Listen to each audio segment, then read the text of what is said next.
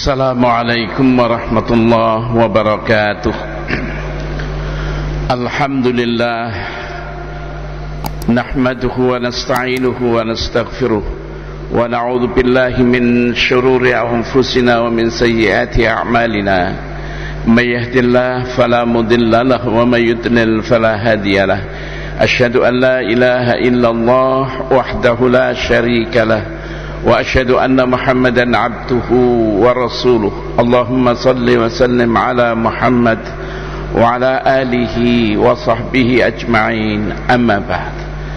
Bapak-bapak, ibu-ibu sidang jamaah salat subuh kaum muslimin dan para pendengar yang dimuliakan Allah, marilah kita tidak ada henti-hentinya memanjatkan puji syukur kehadirat Allah subhanahu wa ta'ala atas limpahan rahmat, karunia dan hidayahnya, sehingga sampai pagi hari ini kita masih diberi kekuatan dan kesehatan oleh Allah, sehingga kita dapat melaksanakan ibadah. Dengan iringan doa, mudah-mudahan ibadah kita diterima oleh Allah subhanahu wa ta'ala dan dicatat merupakan amal yang saleh insyaallah.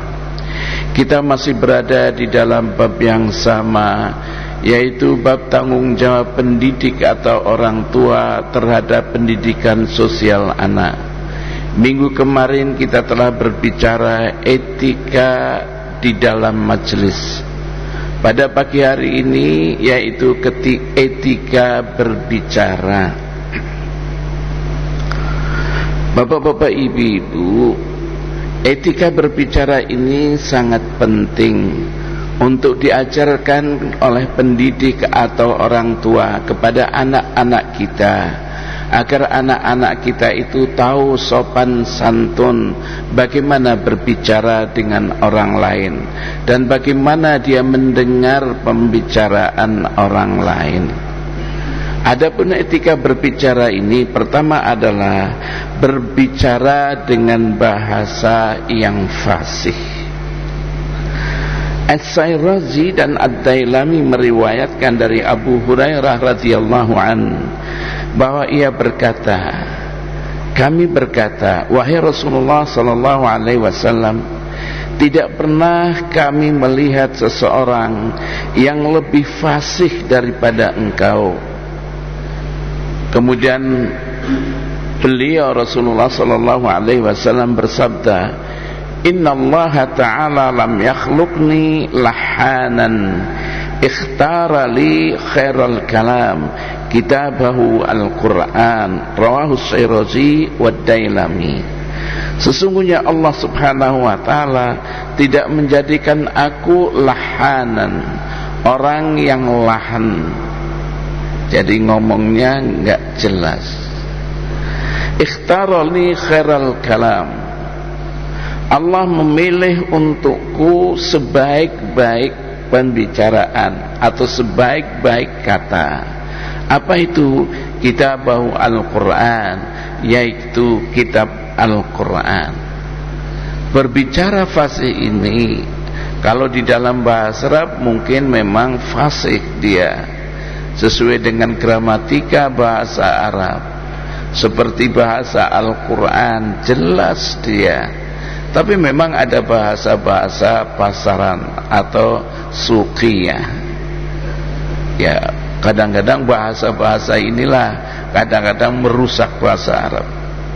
Kadang-kadang kamu mau apa, kamu aiz itu adalah bahasa-bahasa pasaran. Semua hampir semua daerah mempunyai bahasa, mungkin bahasa-bahasa tersendiri. Dulu kalau kita kecil diajarkan bagaimana seorang anak berbicara dengan orang tua. Bahasa yang dipilihnya pun bahasa yang tertentu, yang fasih. Ini bahasa untuk orang tua, ini bahasa untuk pergaulan, ini bahasa biasa. Kadang-kadang bahasa masih ada yang 3 tingkatan, ada yang bahasa yang 2 tingkatan. Kalau bilang ini, kamu sama-sama kawan. Tapi kalau bilang kepada orang tua, memilih bahasa yang terhormat, bahasa yang baik untuk percakapan antara seorang anak terhadap orang tua. Dulu diajarin, ketika kecil-kecil diajarin, jangan ngomong begitu nak, ngomongnya seperti ini dengan orang tua. Iya bapak, iya ibu. Ya, saya tidak tahu sekarang ini apakah diajarkan atau tidak dengan bahasa ini. Kemudian yang kedua, berbicara perlahan-lahan, tidak tergesa-gesa. Di dalam sebuah hadis yang bersumber dari Aisyah radhiyallahu anha, Aisyah radhiyallahu anha menuturkan, maka Rasulullah sallallahu alaihi wasallam yusridul hadis kasurtikum hada yuhadditsu haditsan law addahu al-'ad la ahsahu, rawahul Bukhari wa Muslim. Tidaklah Rasulullah sallallahu alaihi wasallam yusridul hadis, kalau bicara itu cepat-cepat. Kasurtikum hadza, seperti kamu bicara cepat-cepat seperti ini. Yuhadditsu haditsan, Rasulullah itu kalau berbicara law addahul 'ad, kalau ada orang yang menghitung bicara Rasulullah la ahsahu, maka dia bisa menghitungnya.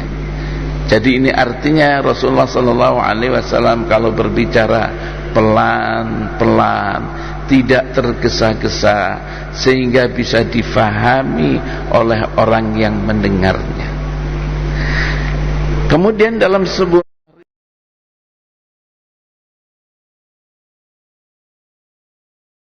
Rasulullah sallallahu alaihi wasallam yafhamuhul qulub, sesungguhnya pembicaraan Rasulullah sallallahu alaihi wasallam yafhamuhul qulub, dapat difahami oleh hati-hati, oleh hati.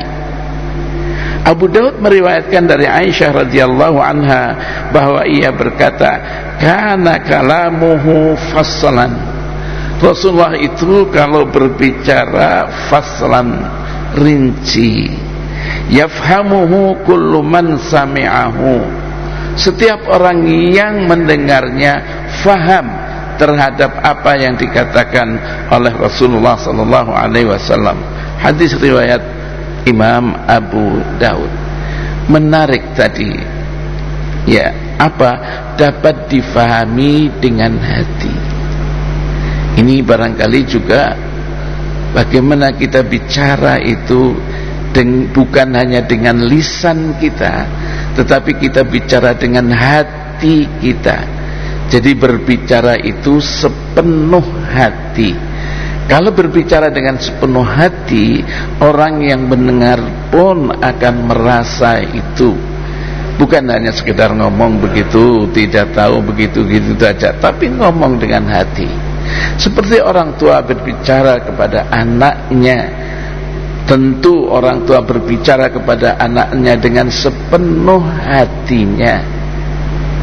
Nah, hati-hati nak ya, kamu di mana saja hati-hati, jaga akhlakmu dengan baik. Orang tua begitu, dengan sepenuh hatinya, sehingga orang yang mendengar pun faham dengan apa yang dikatakannya. Ya. Kemudian yang ketiga, dilarang memaksakan diri untuk berbicara secara fasih. Jangan memaksakan diri.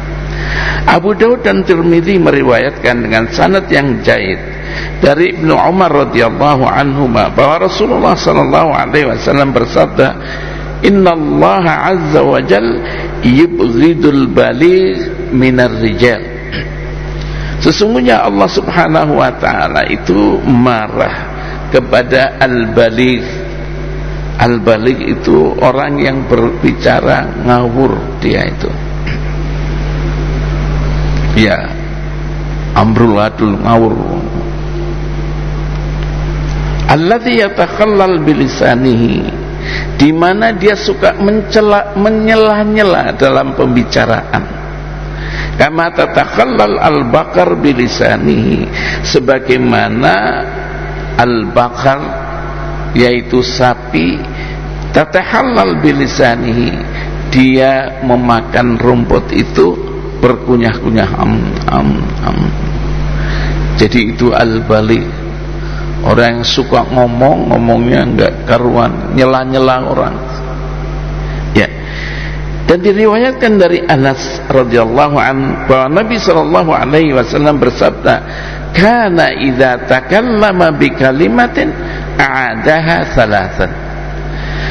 Dalam sebuah riwayat Anas radhiyallahu anhu, Rasulullah sallallahu alaihi wasallam diceritakan, "Kana idza takallama bi kalimatin a'adaha thalathan." Rasulullah itu kalau berbicara diulanginya sampai 3 kali, hatta tufhaman, sehingga kata-katanya itu bisa difaham. Wa idza ata ala qaumin, dan apabila beliau itu mendatangi suatu kaum, fasallama alaihim, Rasulullah memberikan salam kepada mereka. Wa kana sallallahu alaihi wasallam yatakallam bi kalami faslin. Rasulullah sallallahu alaihi wasallam berbicara dengan pembicaraan rinci, la hazra wala nazra, tidak juga sedikit sekali.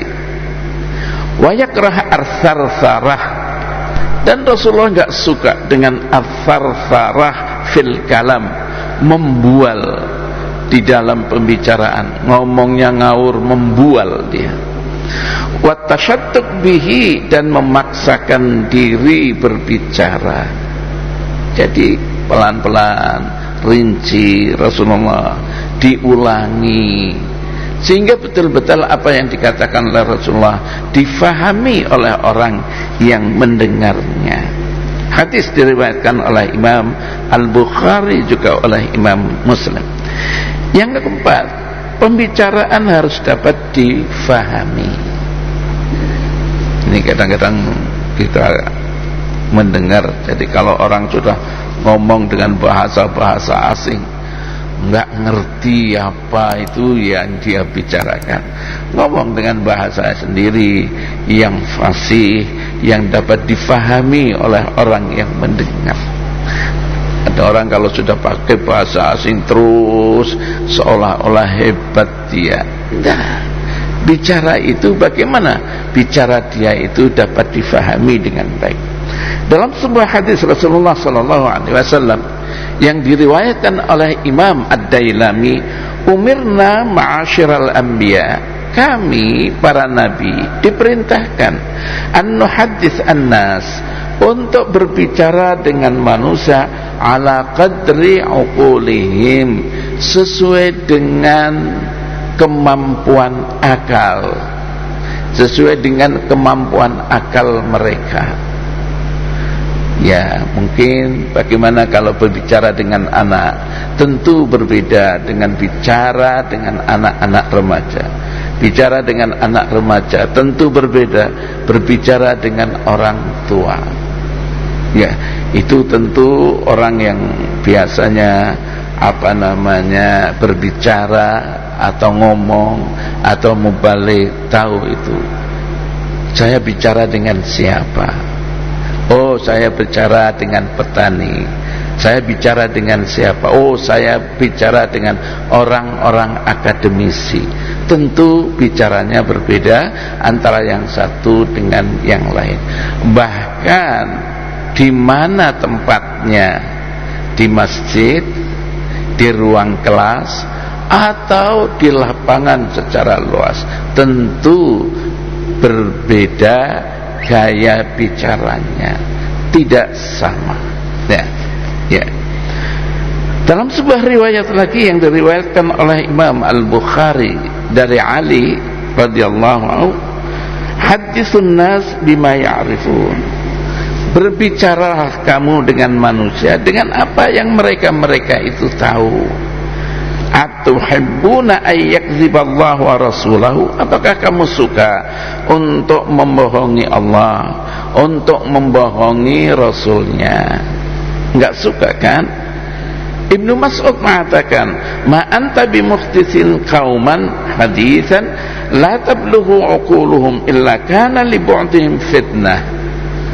Rasulullah mengatakan, kamu tidak bicara dengan suatu kaum terhadap kepada suatu kaum dengan pembicaraan yang tidak dapat difahami oleh akal mereka, kecuali akan menimbulkan fitnah. Jadi bicaralah sesuai dengan kemampuan mereka akalnya. Kalau enggak, nanti akan terjadi fitnah karena tidak faham dengan baik. Dalam sebuah riwayat Ad-Dailami meriwayatkan dari Ibnu Abbas secara marfu, artinya sampai pada Rasulullah sallallahu alaihi wasallam, la tuhadditsu ummati min ahadithi illa ma tahmilu uquluhum fayakun fitnatan alaihim. Jangan kamu berbicara kepada umatku dengan pembicaraan-pembicaraan, dengan hadis-hadisku, pembicaraan-pembicaraanku, kecuali apa yang dapat ditangkap oleh akal-akal mereka. Kalau tidak, maka akan terjadi fitnah nanti. Ya. Kemudian selanjutnya adalah berbicara jangan mempersingkat dan memperpanjang pembicaraan. Dalam sebuah hadis yang diriwayatkan oleh Imam Muslim, kuntu usalli ma'an Nabi sallallahu alaihi wasallam. Saya dulu salat beserta Nabi sallallahu alaihi wasallam. Fakanat salatuhu qasdan wa khutbatuhu qasdan. Rawahu Muslim. Dulu aku salat bersama Rasulullah sallallahu alaihi wasallam. Salat beliau itu qasdan, sedang-sedang saja. Tidak cepat-cepat, tapi juga tidak panjang-panjang. Wa khutbatuhu qasdan, dan khutbahnya itu juga sedang-sedang, tidak panjang-panjang, juga tidak sedikit sekali. Syahidtu ma'a Rasulillah sallallahu alaihi wasallam, aku menyaksikan bersama Rasulullah sallallahu alaihi wasallam al-jum'ah. Faqama mutawakki'an ala asa au qaus. Kemudian Rasulullah berdiri bersandar ala asa, bersandar dengan tongkatnya, au qaus, atau bersandar dengan busur panah. Fahamidallah, lalu beliau Rasulullah memuji Allah wa asna alaihi. Fakanat kalimatun khafifat thayyibat mubarakah. Kata-katanya itu khafifat, ringan-ringan, thayyibat, baik-baik, mubarakat, kata-katanya itu diberkahi. Rawahu Ahmad wa Abu Daud. Hadis diriwayatkan oleh Imam Ahmad dan Imam Abu Daud. Ya. Jadi itu. Kemudian yang selanjutnya adalah memperhatikan sepenuhnya kepada pembicara. Ini kadang-kadang ya, pembicara pun lantas males. Kenapa? Karena orang yang mendengar enggak fokus. Dia main HP sendiri, orang ngomong sendiri. Waduh, enggak enak tentunya. Harus fokus. Perhatikan orang yang bicara itu. Bicara apa? Fahami dengan benar. Ya. Yang selanjutnya, pandangan pembicara harus tertuju kepada para hadirin.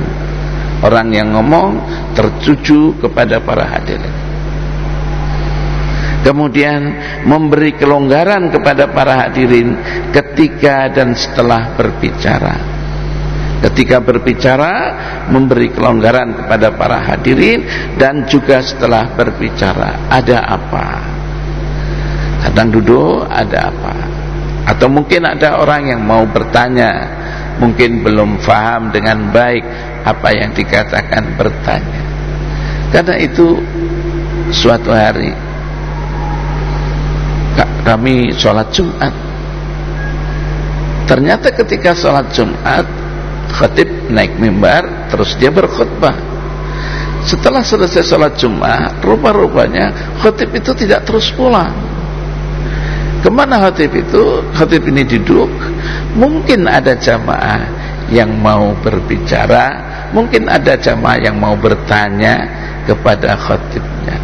Baik juga itu, ya, agar supaya mungkin ada persoalan, kemudian dapat diatasinya, dapat diberi pemahaman, alhamdulillah ya itu ada.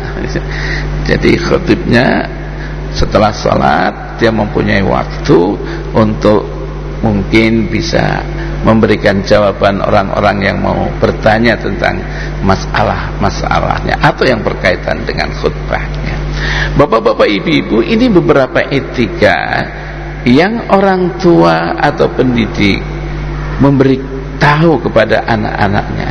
Ini loh nak, etika berbicara di dalam masyarakat ini, etika berbicara.